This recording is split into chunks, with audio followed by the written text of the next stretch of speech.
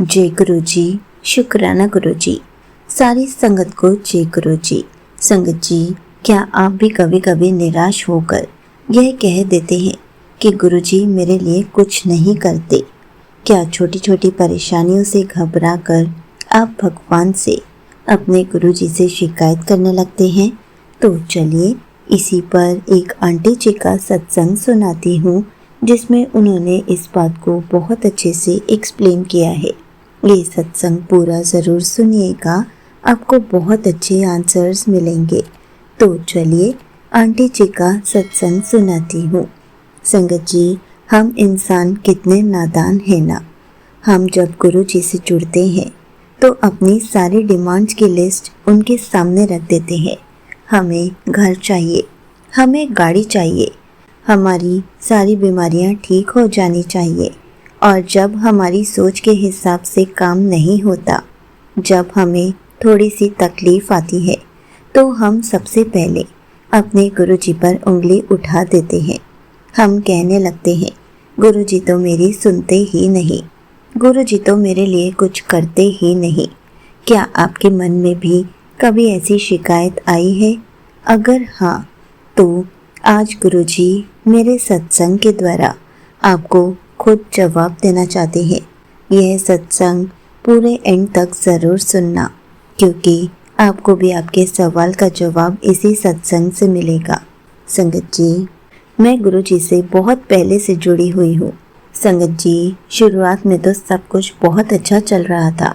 गुरु जी की कृपा से मुझे प्रमोशन भी मिला, लेकिन जब मुझे टीम लीडर बना दिया गया और मेरे अंडर 5-6 लोग थे जिनको अपना टारगेट कंप्लीट करना होता है, और वो टारगेट मुझे ही कंप्लीट कराना होता है, और मैं कुछ टाइम बाद वो टारगेट कंप्लीट नहीं कर पाई, तो मुझे बुरा लगने लगा कि गुरु जी ने मेरी प्रमोशन तो करा दी, लेकिन अगर टारगेट कंप्लीट नहीं होगा तो मेरी नौकरी खतरे में पड़ जाएगी।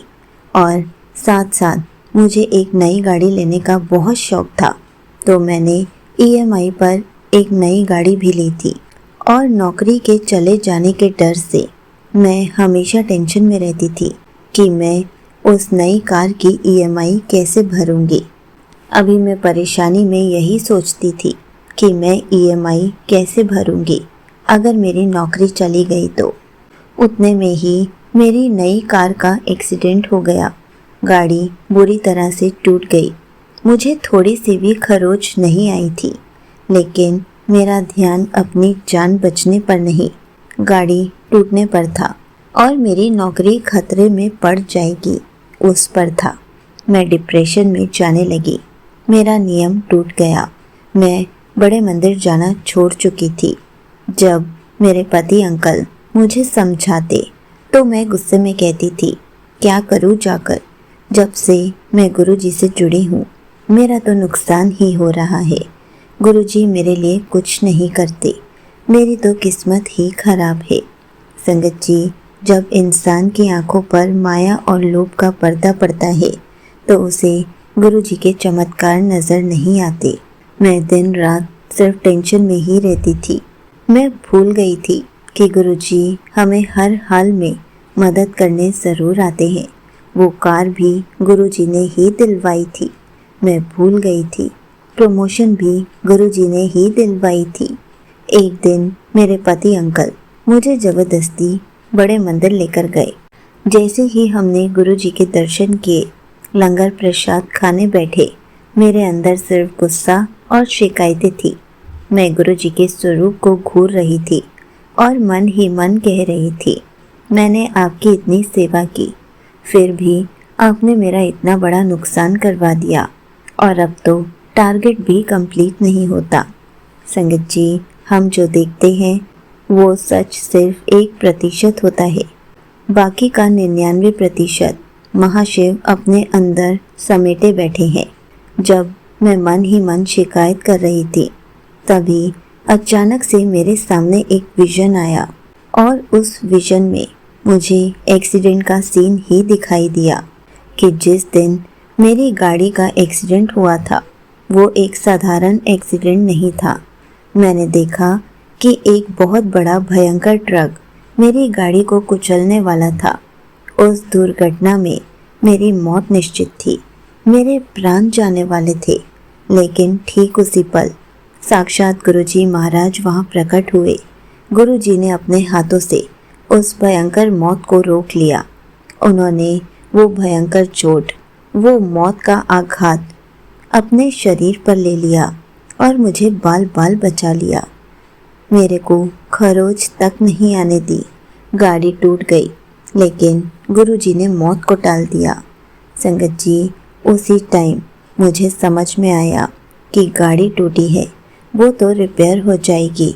अगर मुझे कुछ हो जाता तो पता नहीं कितना नुकसान हो जाता, शायद मेरी नौकरी भी जा सकती थी। गुरुजी ने तो मुझे प्रोटेक्ट किया था। संगत जी, गुरुजी तो हमारे पता नहीं कितने कष्ट अपने ऊपर लेते हैं, लेकिन हम तो गुरुजी को कोसते हैं कि हमारे लिए कुछ नहीं करते। गुरुजी तो हमारी मौत का कष्ट भी कटवा देते हैं, हमें न्यू लाइफ ब्लेस कर देते हैं। और मैं ही पागल हूँ कि ये बात नहीं समझ पाई कि गुरुजी ने मुझे न्यू लाइफ ब्लेस की है और मैं एक गाड़ी के टूटने पर रो रही हूँ। गुरुजी ने तो मुझे बचाया है। उसी पल मेरे सामने गुरुजी का स्वरूप था। मैंने उधर देखा और मैं रो पड़ी। मैंने गुरुजी का शुक्राना किया और तब मुझे समझ आ गया कि ये किसी बहुत बड़े बुरे कर्म का भुगतान है जो गुरुजी ने सिर्फ कुछ पैसों के नुकसान में ही काट दिया। मुझे एहसास हो गया था कि मेरी टेंशन तो गुरुजी ले रहे थे और मैं तो बेकार की टेंशन में पड़ी थी। हमारे जो अदृश्य कर्म होते हैं, जो हमें बर्बाद कर सकते हैं, वो गुरुजी चुपचाप अपने ऊपर ले लेते हैं। जैसे ही हम लंगर प्रसाद करके बाहर आए, मैंने अपने पति अंकल को बहुत धन्यवाद कहा कि अच्छा हुआ आप मुझे बड़े मंदिर ले आए। अब मुझे एहसास हो गया है कि गुरुजी हमें किन किन तूफानों से बचाते हैं। हमारे पास मांगने के लिए कुछ नहीं बचता, हमारे पास तो सिर्फ शुक्राना करना ही रह जाता है। संगत जी, हमें कभी भी गुरुजी से शिकायत नहीं करनी चाहिए, क्योंकि गाड़ी टूटी है, वो रिपेयर हो सकती है। अगर मुझे कुछ हो जाता तो बहुत बड़ा घाटा हो जाता। मैं ईएमआई भी कैसे पे कर पाती। गुरुजी ने तो मुझे बहुत बड़े नुकसान से बचा लिया। संगत जी, मैंने गुरुजी का फिर से हर पल शुक्राना करना शुरू कर दिया, बड़े मंदिर जाना शुरू कर दिया और अब मेरी ज़िंदगी फिर से धीरे धीरे पटरी पर आ रही है। यहीं पर आंटी जी का सत्संग समाप्त होता है। संगत जी, देखा आपने, हमें तो हर पल गुरुजी का शुक्राना करना चाहिए। संगत जी, हम नहीं जानते कि हमारे कितने बुरे कर्म होते हैं, हम कितने बुरे कर्म करते हैं, पर हम नहीं जानते कि आज हम जो सुरक्षित अपने घरों पर बैठे हैं, इसके पीछे गुरुजी ने हमारे कितने बड़े बड़े कष्ट, कितनी भयंकर बीमारियां, कितनी दुर्घटनाएं अपने ऊपर ले ली हैं। इसलिए आप भी इस बात को अच्छे से समझ लीजिए। ऐसा कभी मत कहना कि गुरुजी मेरे लिए कुछ नहीं करते, क्योंकि गुरुजी तो हर पल हमें प्रोटेक्ट करते हैं। हर पल हमें गुरुजी का शुक्राना करना चाहिए। हमें हर एक चीज़ का शुक्राना करना चाहिए। सुबह देखने का शुक्राना, काम पर जाने का शुक्राना, ब्रेकफास्ट करवाने का शुक्राना, लंच करवाने का शुक्राना, घर पर वापस लाने का शुक्राना, हमारे पीछे से हमारी फैमिली को प्रोटेक्ट करके रखने का शुक्राना, हमारा घर पर आकर डिनर करवाने का शुक्राना, रात में अच्छे से सुलाने का शुक्राना, अच्छा घर देने का शुक्राना, अच्छी लाइफ देने का शुक्राना, अच्छा लाइफ पार्टनर देने का शुक्राना। हम जितने शुक्राना करें वो कम पड़ जाएंगे, क्योंकि गुरुजी ने हमें इतना कुछ दिया है कि हम सारी ज़िंदगी भी गुरुजी का शुक्राना करें वो कम है। हमें तो कभी भी गुरुजी से शिकायत नहीं करनी चाहिए, सिर्फ़ और सिर्फ उनका शुक्राना करते रहना चाहिए।